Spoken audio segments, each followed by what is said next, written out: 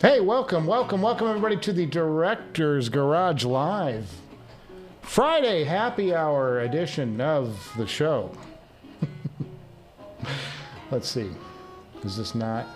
Oh boy. Really? Yeah, we're live. Okay. How y'all doing today? How y'all doing? It is a Friday. We are back on the air. I've made some subtle changes, though not to the audio of the room, unfortunately. So we're still a little echoey in here, but I've got some room treatment on order. And my return looks a little bit saturated. Let's see if we can fix that.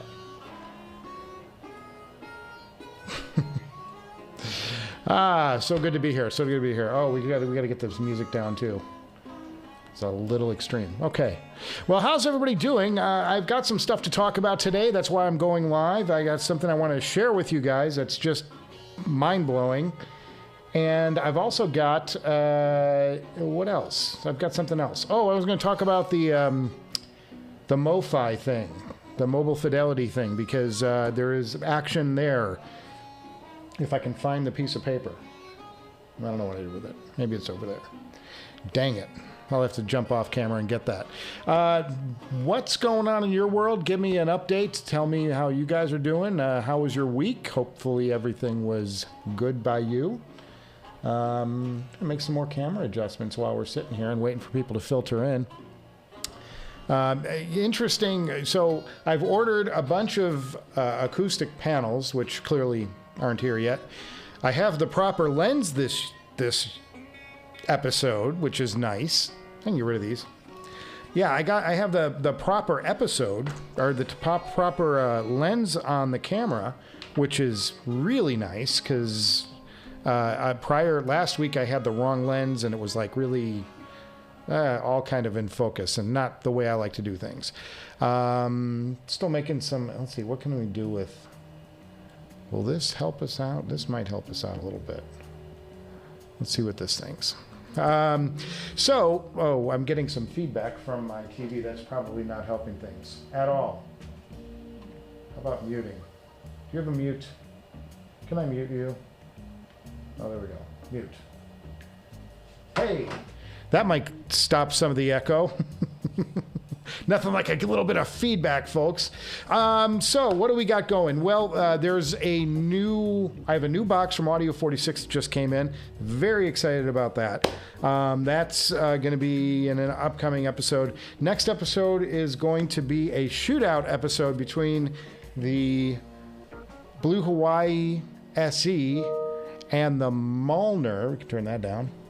And the Malner Alphabet amp. So I'm looking forward to doing that. That's going to be a really fun and interesting episode, I hope. I have not shot it yet, but I've written it, so we're moving on to the shooting stage.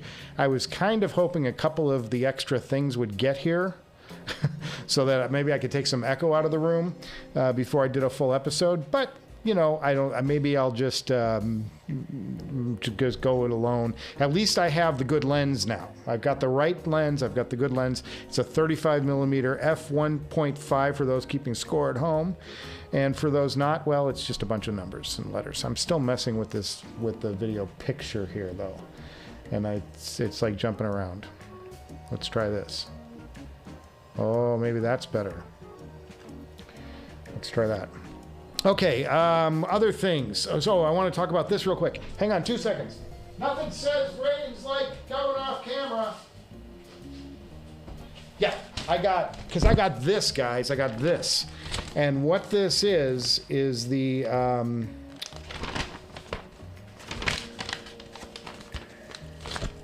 this is the legal decision in the case against MoFi.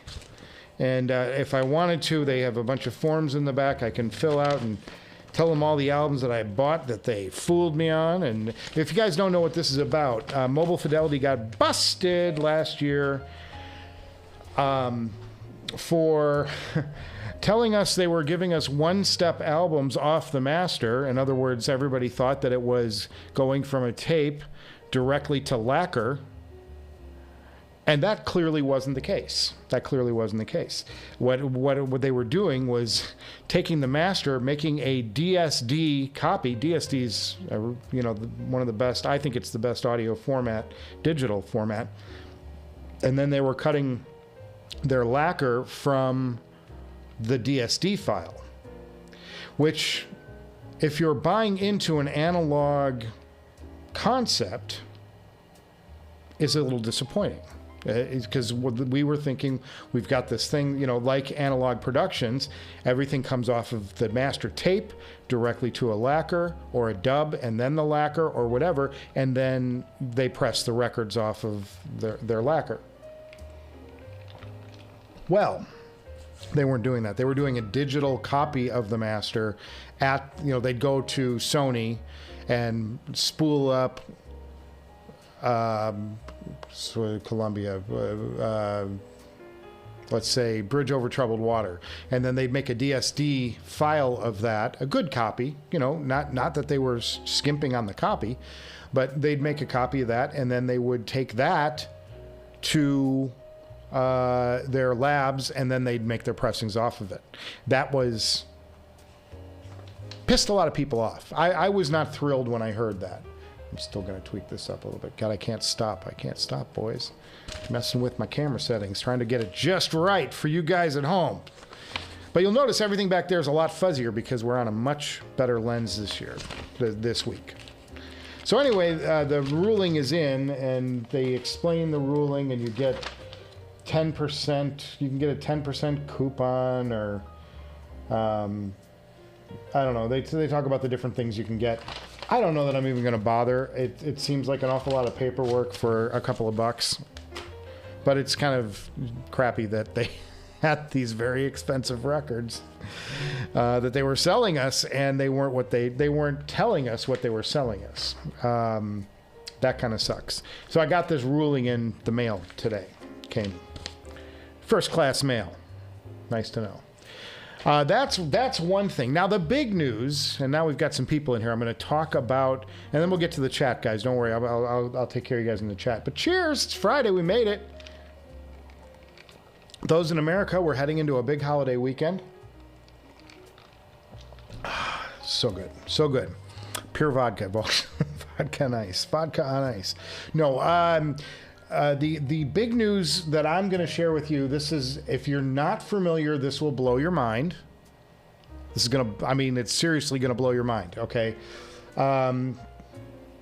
So if you appreciated Steely Dan at all, and most of us who are audiophiles, even if we don't like the music, you really appreciate the way they went about recording music, right? Because they were master musicians to begin with, Fagen and Becker. Fagen's still alive, but Walter Becker died a couple of years ago.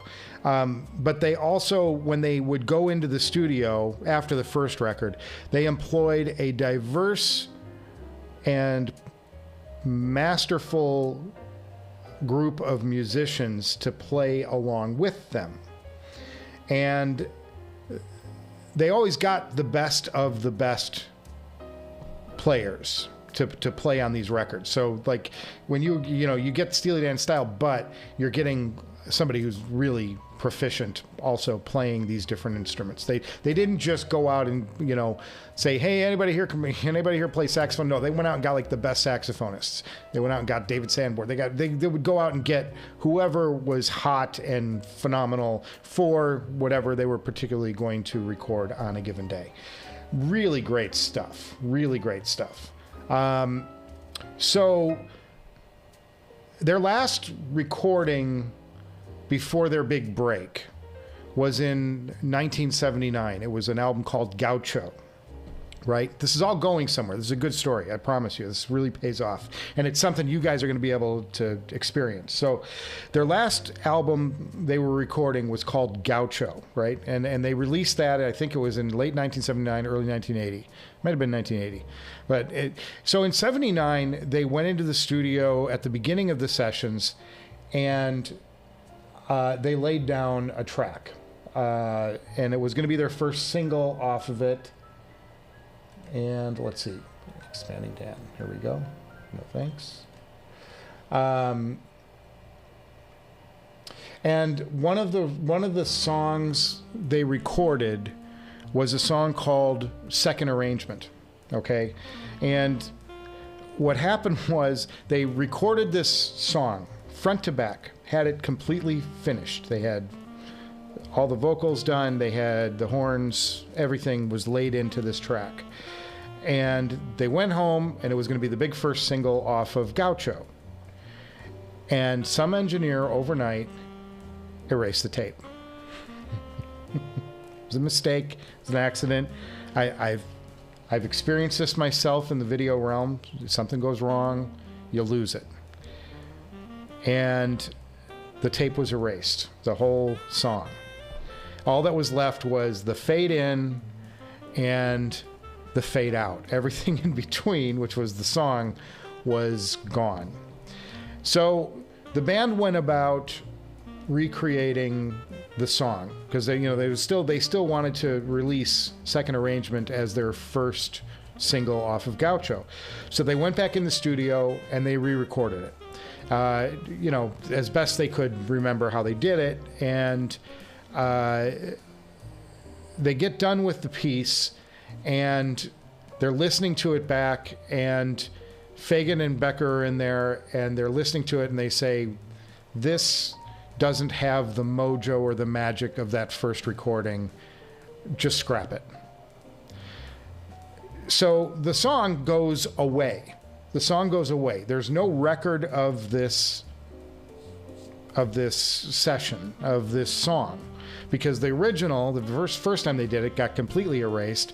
And then Becker and Fagan just scrapped the second one. They said, we don't want it. So it, and whatever happened to the tape happened to the tape, but it was just a studio outtake that went in a bin somewhere and got lost. So the diehard Dan fans know about this session. Like, this was an iconic, song, and everybody wanted to hear this song, Second Arrangement. What was the track that got tossed from Gaucho, right? But nobody would, there's no way to know because there's no record of it. There's no tape. Except their recording engineer, their studio engineer that day. And I'm going to look up his name because I forgot it. His name was Nichols. His last name was Nichols. Damn it. I don't know. I lost his first name. But, so Roger Nichols, that's it. Roger Nichols. Roger Nichols goes, he's running the session. The band comes in. They say, scrap the song. Roger Nichols, just as a habit, threw a cassette tape into a deck and played the mix as it was off to cassette. Just a 2-track cassette, one of those, I don't have one here, but, regular old cassette tape. And takes it home with him and throws it in a drawer. Well, Nichols dies in like 2013. And his daughter starts going through his things and comes across a cassette that's marked Second Arrangement. Not knowing exactly what it was, she takes a photo of it and puts it up on a Steely Dan website, a fan site. And the fans I just go bananas, right? This is in 2013. And her intent is to somehow work together to put together a documentary about her dad, which I think is really cool. I love it when people do that. There's a number of those types of documentaries that have been released posthumously and really well done. But so she takes a photo and sends it out, and everybody's like, oh my God, oh my God, oh my God. This is the missing Steely Dan song. This is the missing stuff, the one nobody's heard. And but nothing becomes of it. And then we get into COVID, and she starts revisiting it again, and she decides to take the tape to a dub house. She's afraid to put it in a cassette deck and push play because there's this thing that tape does called sticky shed. And if it hasn't been at the perfect optimal temperature and moisture, the emulsion can strip off the tape and basically just the tape will fall apart, which is not a good thing. Not a good thing at all. So she takes it to a professional dubbing house who makes a DAT backup of it. And boys, if it doesn't sound like you're in the studio with the guys. Now I'm going to share this with you. I can't play it for you because of copyright, and I'm going to get, I'll get banned instantly on YouTube. However, there is a website that has this track up and you can play it. And the name of the website is called expandingdan.substack.com. That's, I'll type it in the chat for those of you, so you guys can check it out. But it's expandingdan.substack.com. All right, I just dropped it into the chat. Now you can go to this site and look for an article called "Tale of the Tape," and this has the links to this 20-minute cassette, which has got a couple of different mixes of second arrangement, and the song kind of has vibes like Glamour Confession. It kind of has more of that like style to it, that rhythmic style. And I heard that, I listened to this the first time the other day, and then I've listened to it a couple of times since, and it's like a time capsule. It's like an unearthed. It was like when Zeppelin found their live BBC sets and decided to release Traveling Riverside Blues in like 1988. This was 10 years after Zeppelin had to break up because of the death of John Bonham, and suddenly there is this vintage drop of this amazing song recorded of Zeppelin in their prime, right? And we all know that song, and I mean, it's just spectacular. So this is that of Steely Dan. It's like, if you're a Steely Dan fan, you're going to be psyched to hear something that nobody's really heard since it was in the studio 40 years ago. So have at it, guys, and thank me later, because it is a great listen. It's a fun listen. The thing I will tell you is there's no singing up top because there was supposed to be a long fade in to this song. That was how they designed it. So you just hear a lot of music up front, and then suddenly Fagen's vocals come in. Well, that was originally supposed to be a really long fade in, and then starts the song. That was the way they were designing, they were producing that particular song. So there's no fade in on this because it's just a dub of the studio record, and they add the fades later always. They don't do the fade in real time. So there you go. That's like my big share for the day. I hope you guys get a chance to check that out, and because it's special. I'm telling you, it's special. It's like, it's a really good dub, and it sounds fantastic, and I'm super excited about it. So I hope you guys are too. I hope you get a chance to check that out. So let's go to the chat. We got a couple down there. Guys, chime in. Tell us what you're doing. What are you doing on this Friday before a big holiday if you're in America, or just do it before another weekend of summer if you're elsewhere? Hi-Fi Fan says, hey, yo, hey, ho. Like Paul McCartney. Wanted to thank you direct on the live stream. He bought a used Abyss 1266 Phi TC. You said it emotionally as you said it, emotionally connects to the music like no other headphone. Yes, I think there are a couple others I've found since that original review that do that, but that is still, it's plugged in right now. That's, I've got 20 grand worth of electrostatics back here. And this was the headphone I was listening to the other night. It was, this is what I choose to listen to because it presents music. And it's one of the best headphones I've ever heard, period. So yeah, it's plugged in. It's plugged into my Bakun right now. In case you're wondering, I've got these acoustic mats down below me. I'm just trying to dampen any type of reverb I can in this room. It's such an echoey room. I hate it. It drives me bananas mentally. But yeah, I've said this a couple of times. Like the Abyss guys, I've approached them about some things and maybe doing some stuff, and they're very closed off, and they're not real fans. And outrageous that they raised their prices in the middle of COVID on their 1266, which was an old headphone then. It's an older headphone now. Still sounds great. I mean, I'll give them that. I'm going to give them all props in the world. They made a world-class headphone that for what it does, there's nothing else that's like it. You know, there's nothing that delivers that level of slam. The LCD-4 is the next closest thing to the Abyss, but the Abyss has better speed. So it's like, you know, they made that headphone, and it, as quirky as it is, as ugly as it is, I hate, you know, the design. It does things that no other headphone does. And it does take a lot of power to drive them, you know. Get out your Ferrum or Stack or better, really, or your Burson. That'll drive it, but don't try with lower. You'll get sound out of them with lesser amps, but it's not going to sound great. It's not going to give you what that headphone can do in the world of slam and detail and all the good things that we love about the Abyss 1266 TC. I just, you know, I wish the company was a little different. I wish they approached things a little differently. That's all. And we are now way out of the parts crush of COVID, and that headphone is still priced $1,000 over what it was priced going into, you know. So I don't know. You know, you make the call. That's why I say, you know, buy used when you're looking at that particular headphone. And I tell you, buy used for a lot of things, but that one in particular.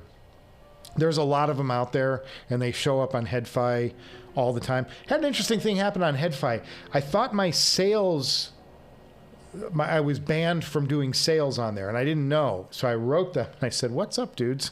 Because we don't have the greatest relationship, HeadFi and I. Even though I promote them, I think it's like the website of choice it's our voice in the community is HeadFi, and.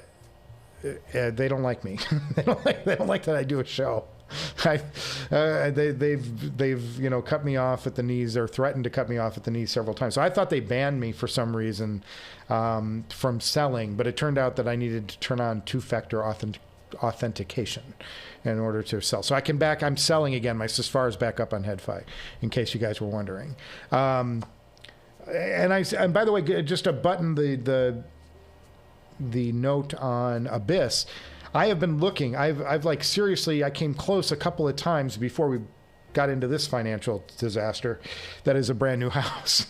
No, it's not. But you know what I mean, guys. It's like all the money goes to the house right now, and nothing's going to projects like Director's Garage. And I should show that Steely Dan website. We'll go to that in a bit. I'll recap in half an hour or so. But I've looked at the Diana. You know, have you seen these color? They can do colors for their Abyss Dianas now, and I've actually considered buying an Abyss Diana because I think I wanted one in like army green. I thought army green would be ridiculously cool color for the Abyss Diana. I looked at it, I went, that's an army green headphone. So I was looking at that, but it's too much money. You know, it's too much money for me anyway. And I went all in. You know, I bought the superconductor cable and everything, and so it's like that's about as good as you're going to get as far as the Abyss 1266 TC. And there you go. Let's do Nephilim 81 says, "Hi, Michael, my friend." Nephilim, I missed you last week, buddy. Just settling into the long Canada Day weekend. And happy 4th if you're in, it's Bastille Day if you're in France, so that too. Just settling into the long Canada Day weekend, and he's off work until Wednesday. Dude, you're doing some listening.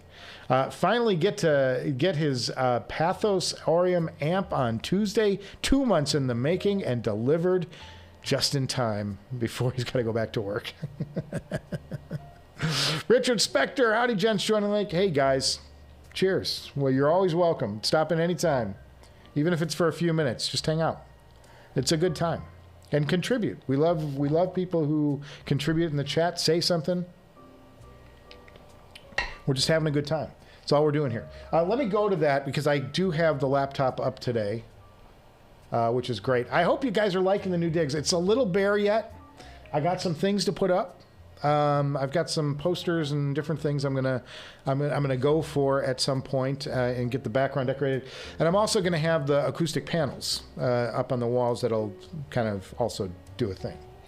But let me go to the laptop. I'm gonna show you.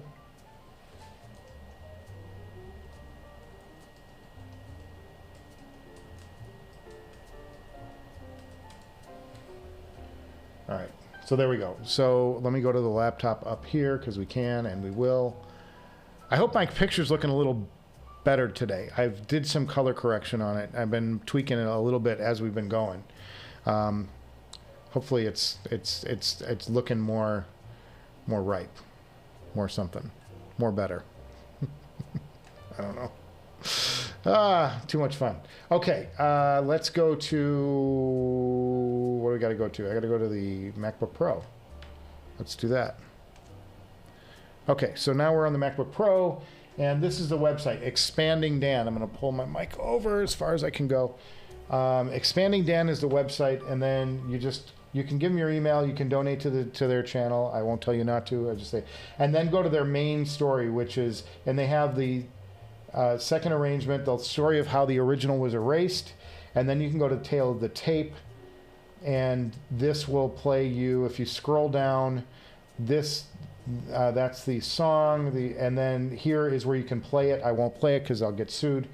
And then some stuff from the studio, and it tells the long story that I truncated at the beginning of this show. But go to that, expandingdan.com. Check out that track. It is well worth the price of admission, which happens to be, whoa, hey, microphone, get back in place. It happens to be my favorite, my very favorite price, which is free. You gotta love it. You gotta love it. So that's the Expanding Dan thing. Make sure you check that out. It's so cool. It's just a time capsule. It's exactly what you hope exists for other bands. You know, like you hope that there's more buried outtakes from Who's Next, or, you know, I mean, we know that there's nothing from the Beatles hanging out there anymore because it's all been released. But, you know, you hope that, you know, there's more of those from your favorite, whatever your favorite band is. I hope we get a Clash album like in 10 years. That's like, you know, stuff that Joe Strummer was working on and like never, you know, like they decided to cut it from an album and we get to find out, or old Talking Heads, additional Talking Heads tracks that were gone. You know, that would be like my dream. That would be like, you know, oh man, you know, to go back into that era and get something right then that was just, for whatever reason they thought that's just not good enough, you know. And God, they're throwing away something that's really outstanding as a throwaway. So good. So let's go to Richard Spector, who says the Abyss guys are so pompous though. Well, those are your words. He's seen them at Can Jam. They are often talking down to their potential customers. I know. But they make good cans. They make outstanding product. There is no question about that. Totally agree. And honestly, he wanted to hate them, but when he tried them compared to the Caldera D8000, TA Solitaire, Mezzi Elite, the bass with Broken Seal is unmatched. Yeah, and what he's talking about there, Broken Seal, these headphones, you can pull them out and they'll just go loose on your head. See how it's, you know, normally headphones will stay connected when you turn. These won't if you've got them, if you've broken the seal around your ear. And you want that out because that's when the slam happens. That's where the beauty of the slam comes in. You get all kinds of slam out of your Abyss 1266 when you break the seal and have them expand out. And you'll even, you know, you can bend them out further. You can do all sorts of things with them. And just to, because it's a frame, you know, just bend a little, give it a little elbow grease, and it'll little persuasion, if you were. And no, that's one thing you can, you know, bend a little bit to your will. It's spectacular, absolutely spectacular. Nephilim81 Michael, with all your knowledge, exploring some awesome headphones with pronounced bass, LCD-4 1266. Really hope your quest will continue and you get your hands on the original D8000. from A46. Oh, from Audio 46. Yes. Yeah, maybe we'll get that down the road. I mean, I didn't think that it was LCD. I got the Pro on the advice of somebody. I don't know. No, they sent it to me. There was a blind unboxing, and it was great. I mean, I thought it was really good. It's unfortunate though. We're in a world right now where there are such great headphones out there that a headphone that sounds really good isn't as impressive. You know, because there's great out there, and for that money, for the same money. So that's the problem right now. It's like you can there are some really, really, really good headphones out there, but you know, for the same price you can get a Caldera, and it's like the Caldera is it's this much slower than the Susvara with actual bass, you know, that the Susvara doesn't have. So yeah, but I understand you're saying that those are. I've heard that you're not the first person who said it to me, and it looks, you know, we'll get there. We'll see what we can do down the road. You know, I just did final audio, so it'll be a while before we do it. Let's see. Your setup is looking good. I'm sure it's going to look great when you're done in the near future. Yeah, you know, it's a work in progress like anything. The biggest problem is we're wider here. I've got more room to show off stuff. So, you know, I've got a plaque from Western Electric I could put on the wall. I've got some old Beatles photos. I've got some old concert bills. I've got, you know, artwork, you know, that was in my other place, but you didn't get to see it because, you know, there wasn't enough room on camera. We were very tight in the other room. This one, I've got space. This is 94 inches, boys, across in the background. So I've got, you know, room for my turntable. My turntable has flopped sides from the last live stream. What I found is, what you can't see is right next to the AC/DC sign is a door. So when I was coming in and sitting down, every time I came through the door, I would bump into my turntable, and I thought that's just not good. That is a recipe for a major epic disaster down the road, especially given how much the tone arm costs, how much the cartridge costs. I'm like, it's like I gotta move it. So I relocated. What I did was I had a big monitor back here last time. Now that big monitor is now in storage, and I took the little monitors and I put them under the monitor bridge here so I can look down. It's so cool. I wanna flip the camera someday or put on my and show you this, like, because what I've got is like all these little monitors and stuff showing me stuff about the stream, which is great. It's great. You know, we're a fan of that. So I took that monitor down and I moved the turntable over and slid everything else down a little bit, and that helped.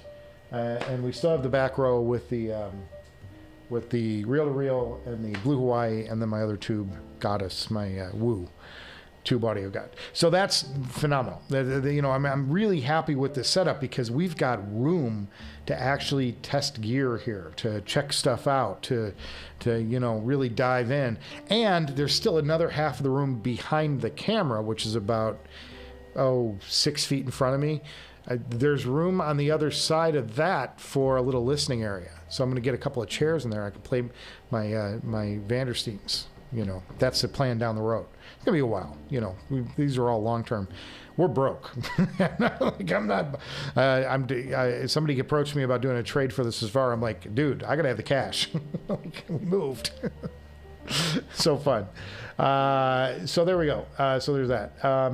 But I want to, you know, at some point. You know, we'll deck it out. We're going to deck it out. And like I said, if you missed the top of the stream, I've got room treatment coming.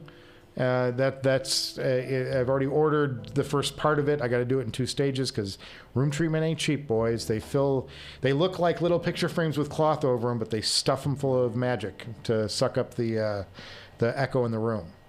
So there you go. You should be wearing the matching John Lennon glasses. Well, yeah, but then you'd see the reflection of the lights and you'd lose the whole illusion. I don't want to be too cool. You know what I mean? Because I'm a nerd, boys. I'm a nerd at heart. Richard Spector says the team in person that really impressed him were the HiFiman team. Yeah, you know, and I've talked to Fang. I've talked to him before. And he like walked me through when he did the and this is before I even had a show. They liked me over there for a long time because I did a written review of the HE1000 V1 that they really liked, and they said if I would do a written review of the HE1000 V2, they'd for free upgrade me to a V2. And I said sure, and I did the same thing on Head-Fi. I wrote and that was one of the better reviews I've ever written. I can write, boys. I do. I have keyboard chops. But those guys, and he walked me through. He showed me off the Shangri-La before anybody, before it was even like out there. He let me listen to it, and that was really cool. I'm like, who am I? I'm nobody. They just liked me over there, and that was it was either at the audio show or it was at the first Can Jam I went to. I don't remember which. I think it was at the audio show because it wasn't even like a full. I don't know. What do I know? I'm talking on the side of my neck. JTB says Caldera is the best headphone he's ever heard or owned. They're up there. They're definitely up there. I think that they are the. If you have if you have $2,000 to spend, I'd say get yourself an HE1000. If you have $4,000 to spend, I would say get yourself the Caldera. If you have $6,000 to spend, well, we're going to talk about that in the coming weeks on the Director's Garage. I'm going to do some videos about stuff like that. Richard Spector says, but the nicest guy in the business is Zach from ZMF, total gentleman. I've talked to Zach on the phone a couple times, particularly when I was ordering my very first Verite. Always been responsive, always been nice guys over there.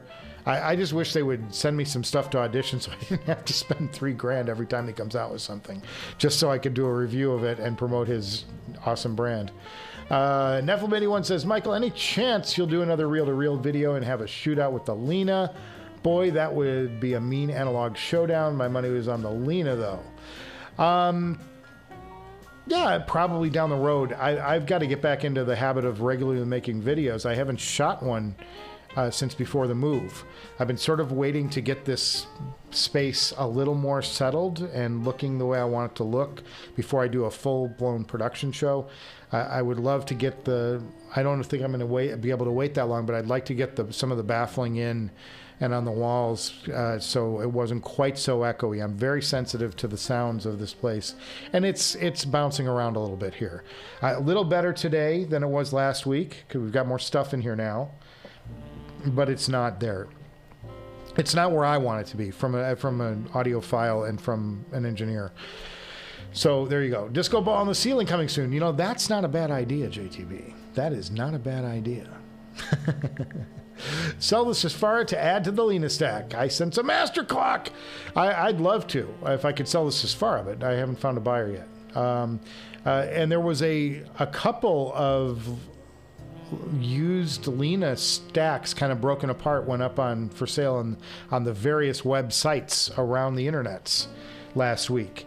And it was really hard, but I had to monitor the budget and recognize that, it was more important to the show long term that I get the proper lens on the camera, which is not cheap, boys. It's not cheap. I had to get the proper lens on the camera first and invest in some sound baffling before we start considering more audio product for personal use.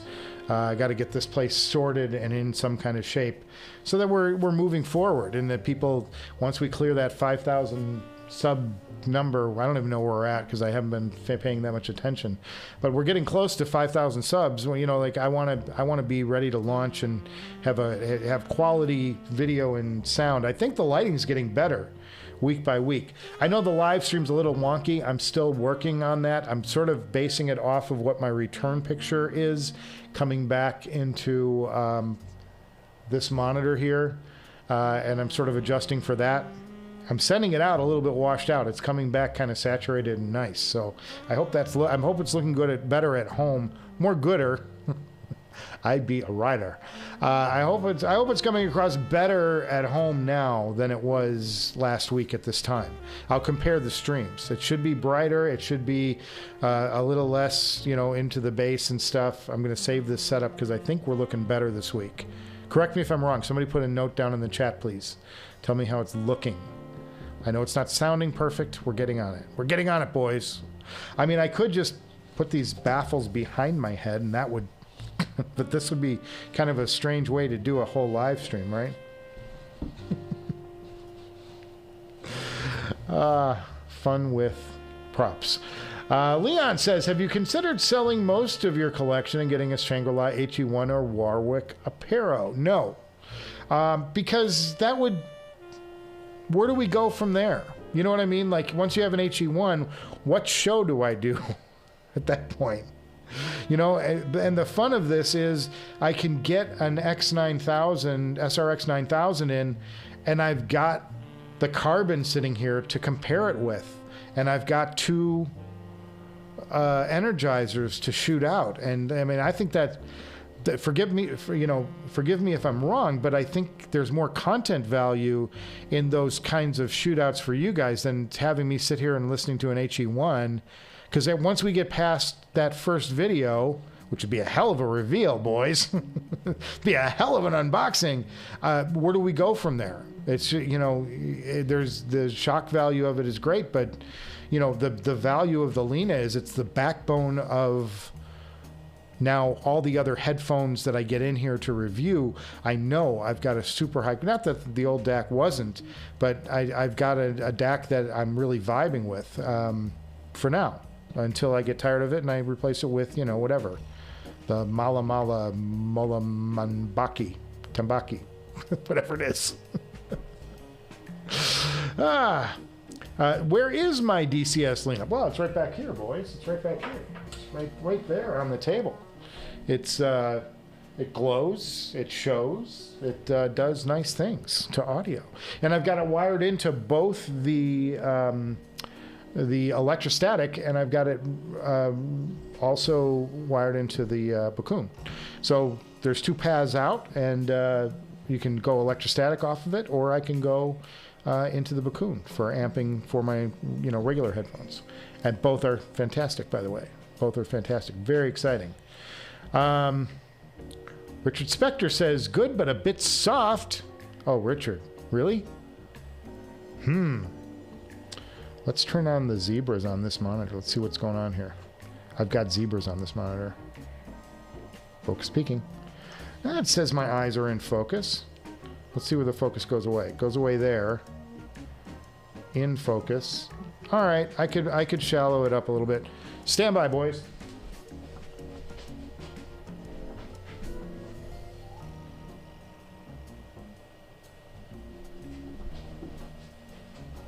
There. Tweaked it. If that's not tack sharp, then I don't know what I'm doing. Should be tack sharp. Okay, let's get rid of the zebras because now I have red outlines all over my face. If I show you the monitor, that's how we do it. We use focus peaking. But thanks for the input, Richard. Appreciate it. Lighting is perfect for a change. It's been wonky. Last week was really an adventure in darkness. It's like going to the dark side. This week we're back in it. I just love that I got my AC/DC back, though. We got to get some more stuff like that back there. Michael, I use room treatment panels from Prime Acoustics for sound diffusion. They are excellent. However, they are a company out of BC, Canada. Yeah, I've looked at a couple of things. Prices, shipping may be ridiculous. Anyhow, good products. Nothing. I ordered a bunch of stuff from a guy in LA, and his name is something. His name is, I'll never forget it, John Hunter Acoustics. And he talked to me about his baffling that he uses inside his panels, and I don't know everything about everything, but it said enough to impress me. So, and I'm getting big 4-inch baffles for the side and the ceiling. And then I'll probably put something on the back wall at some point when I have more money, but not right now. Get the HE1000. This is from JTB. Let's back up. The HE1000 SE at 2000 over the HE1000 Stealth. The SE is a detail monster. Okay, but I've heard people liking the bass better and the HE1000 Stealth. Is that a thing or no? JTB, weigh in. You're my HE1000 guy. I go to you for all HE1000 advice now because I haven't had them in 2 years. I haven't had a pair. Perfecto. Yeah, we're there on the Focus now. Okay, what is the first time a headphone wowed me, and what was the source? First time I went wow on a headphone would have been the HD-600, and the amp was a Wu WA3. And I had just bought that setup, and then I put a Sophia electric tube in it, a rectifier. And then I was wowed again when I switched it out to a 1956 GZ34, which is a tiny little midget of a tube that you think, oh, this can't sound as good as one of those big bottles, and you're like, oh my God, oh my God, oh my God, this thing's a real deal. Yeah, the GZ34 is righteous. I have a pair of those that I don't have in right now, aesthetically, for the WA5LE. I have a matched pair from 57. Spectacular rectifier tubes. Very few better. Fantastic. And then the next time I was wowed would have been the when I got the HD-800 in, and then I cried because my little WA3 couldn't drive them. So, WA5LE version 1, and then I got the WA5LE version 2. Oh man, it just hurts. It hurts. So yeah, but the source, I would say, yeah, the first thing oh, there's somebody at the door. How do I do this? Oh, there's somebody. Oh, it's just motion. Never mind. I think Mrs. Director just got home. We're still working out the systems here, and I just installed a doorbell today. So there's a doorbell in the director's garage now, but it's like tied into Alexa.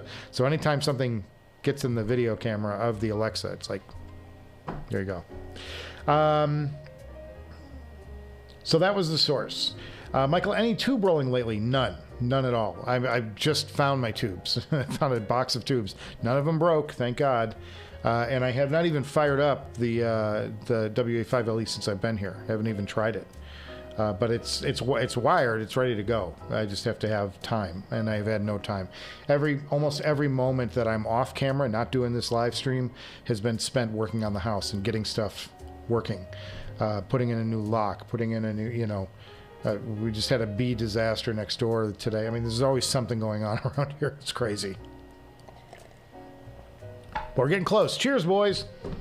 A couple more. We're gonna keep it a little bit on the lean side today, I think, with Mrs. Director home. She's probably got some projects, but I did assemble the bar stools that she got in today, so she's gonna be really happy about that. That's a nice little surprise. Always give the wife an Easter egg, boys. It's a good thing to do. Something she can find on her own. And go, wow, they're done. Wow, we're here. Cool. Nephilim says, let me finish that out. He got a pair of Loctal tubes, 7N7s. I had a pair of those once, but not from Loctal, which were 6 SN7 equivalents, and they are awesome. Sylvania really makes great tubes. I had a couple of different versions for 6 SN7s. That was it was in the WA6. That was the drivers for the WA6. WA3. Yes, the WA3. And then 5S. What have I got? What's in the... Oh, those are 6 SN7s too. Those are 6 SN7s too, but I have round plate tongue soles, which I searched long and hard for and tried 1,000 different tubes in there, and that's the one I landed on. So happy with it, no need to roll.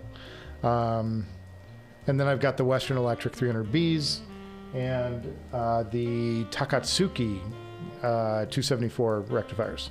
And then that's going to go I can also swap. I would like to try the 274 from Western Electric as a pair, just see what it did. But, you know, I don't have a lot of money for tube rolling because I don't have a lot of money for much of anything. Poor boys. We're poor. We're just getting the studio back together, doing some episodes.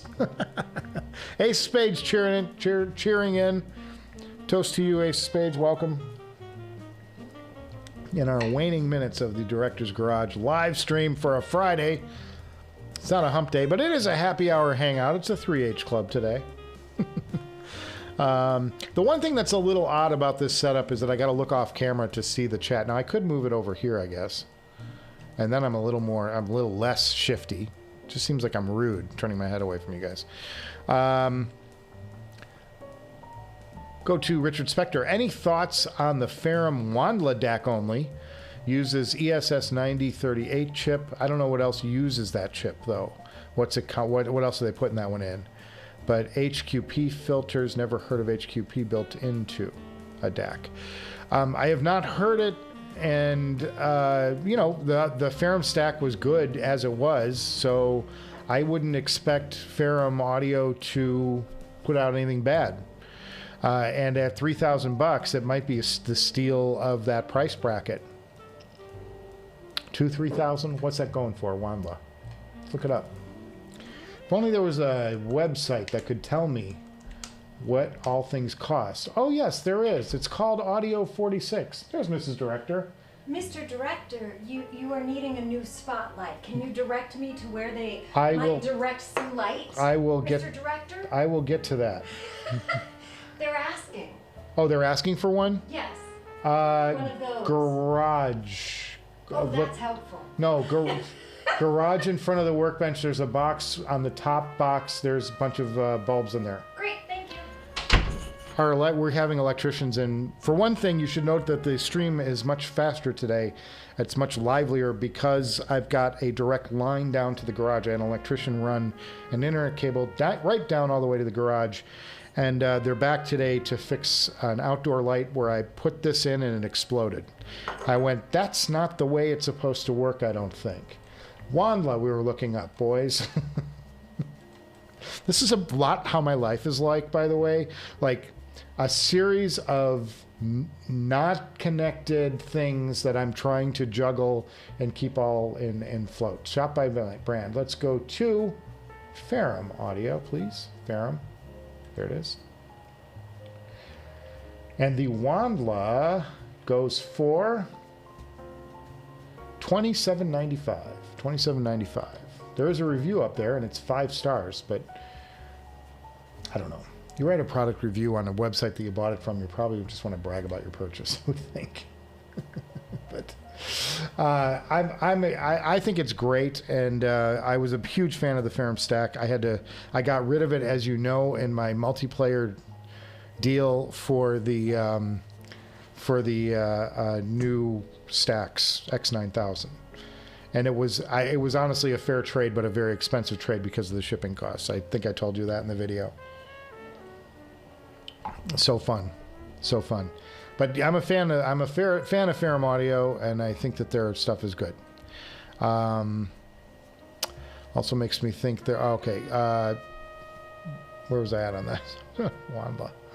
Ferrum Wandla, yes, stack only. Yes. So that's my thoughts on that. I'm sure I actually have a reasonable inkling that it's probably a pretty good product because everything they've done so far has been outstanding. So I expect nothing less. Unless they're going to, cut their own bar in half. They've set the bar, they're cutting it in half. Holly just wandered in. HE1000 Stealth Magnet has better bass and is a nice all-rounder. See, that's where I would go. See, JTB, don't disappoint me, man. Don't send me to that detailed monster like the Susvara. I don't need a Susvara, I need bass. And there's another HE1000 SE version coming soon. I did hear a little rumbling about that. More on that when we know more. And IEM's wow factor. First wow factor IEM was the 64 Audio Forte, TF Forte. That was the first headphone that just blew my brains out. I was like, oh my God, I haven't heard anything like this before. And I wanted them, and I did my very first show on those. And then I bought the T12 and the U18, I think, T. All in that T arrangement. And I did a shootout for them on my first video, and I came out with the Forte winning. And they still sell the Fortes. They still sell the Fortes U12T and the U18 as well. You can get all three of those headphones. I just think that they're a little bit old now by comparison. But the Tia Forte blew me away. But that was my first like wow moment. I've had several wows since, as you know. I still think that the Noble Audio Sultan is my favorite headphone. I think that the best overall headphone is probably the Viking from Noble that I've heard. And there's more out there. There's a lot of good stuff out there, and I hope to get to more of it. Haven't done a lot of IEMs lately on this show. I got an IEM show coming up though. It's in the plans. Holly's trying to figure out. So I closed the curtains. Right out this door is a tremendous view. If I turn the camera on, I've got a treetop view. It's just amazing. It's like a all beautiful skyline. But for the purposes of the show, we close the drapes when I'm doing the, because I don't want a lot of light leaking back here. It's going to take all the saturation out of the background, which we like saturation in the background. So there's that. IEM's wow factor. Yes, that was the IEM's wow factor. And I've had an ongoing, there's a guy in the chat or in my comments who keeps trolling me regularly about how his U12Ts are his favorite headphone, and he thinks that I dissed them somehow. And I don't think I ever dissed them. I think all I ever said was that they're old by today's standards, and much like the Campfire Audio... what am I thinking of? The one that begins with an A. Whatever. The Campfire Audio that's all Andromeda. That's all balanced armatures that the tech has surpassed just... there's not... you can get better now. You can just get better because they now have things like dynamic driver bass modules and electrostatic tweeters and bone drivers and bone conductors and all these cool ass techniques and planers. You can get a planer in an IEM. It's like amazing, and they just outperform balanced armatures, in my opinion. So take it for what it's worth. But there's like a guy who trolls me all the time. Sorry, guys. Inside baseball. I usually just don't say anything because it's like, you get a troll. It's like, whatever. Ace Spades, howdy. Michael, of course, very big congratulations to you. Your new place is looking amazing.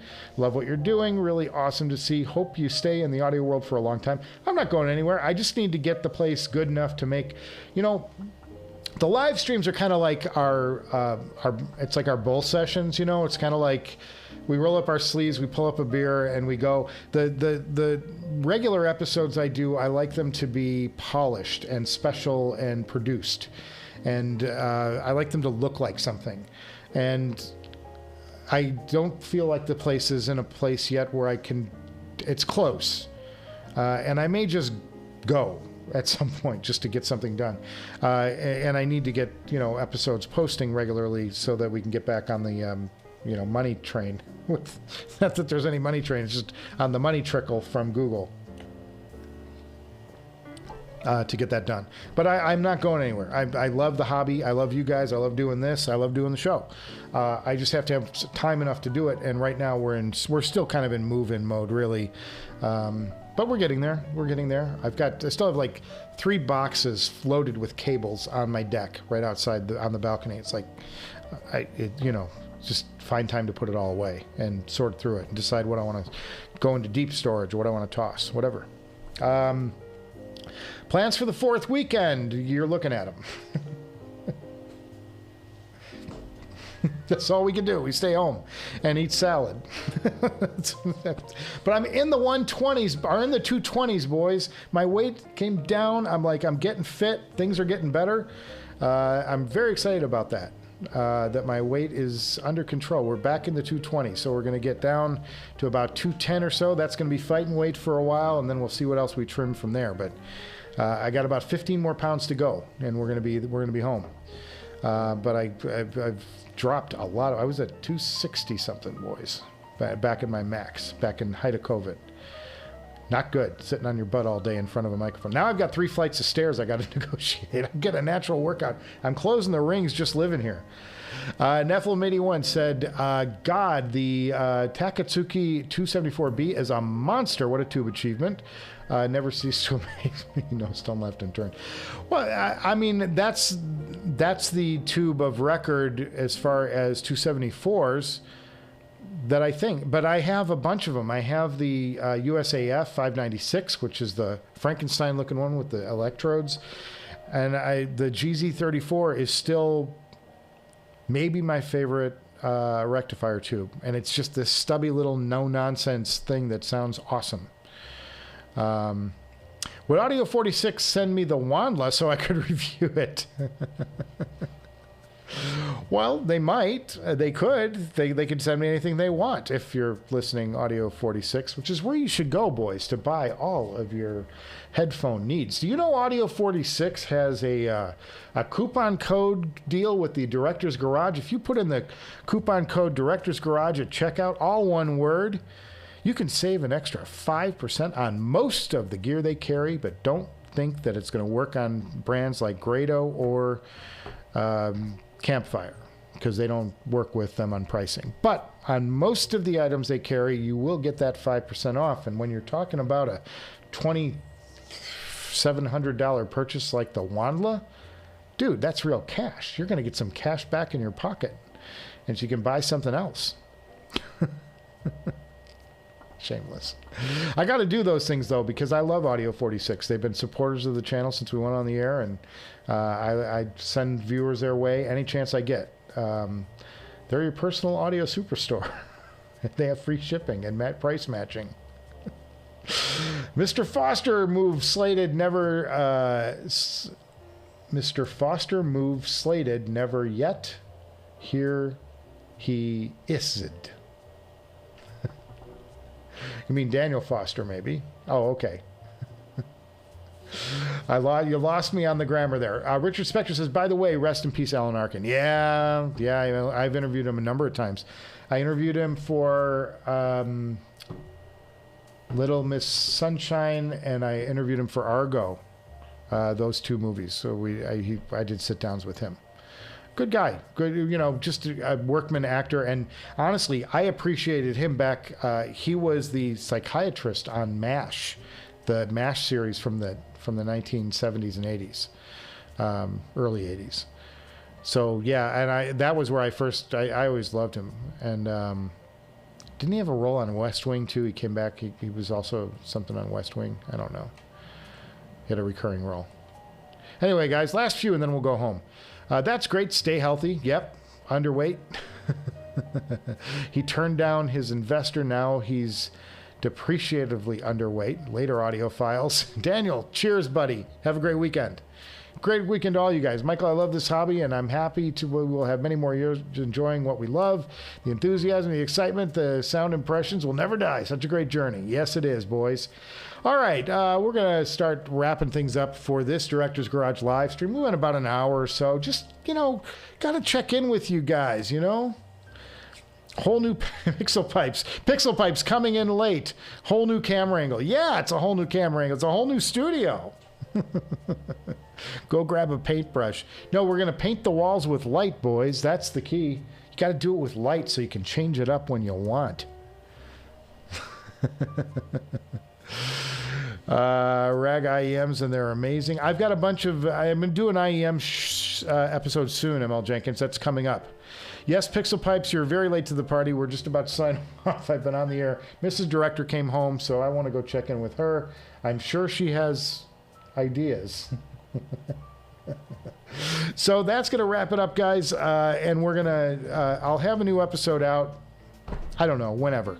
It'll get there when it gets here. I really do want to kind of get the studio in a little bit better shape before I do something for show. And we'll keep live streaming. Maybe I'll jump in on live stream over this long weekend and we'll do something over the weekend. Keep your eyes open. Maybe we'll just hang out for a little bit.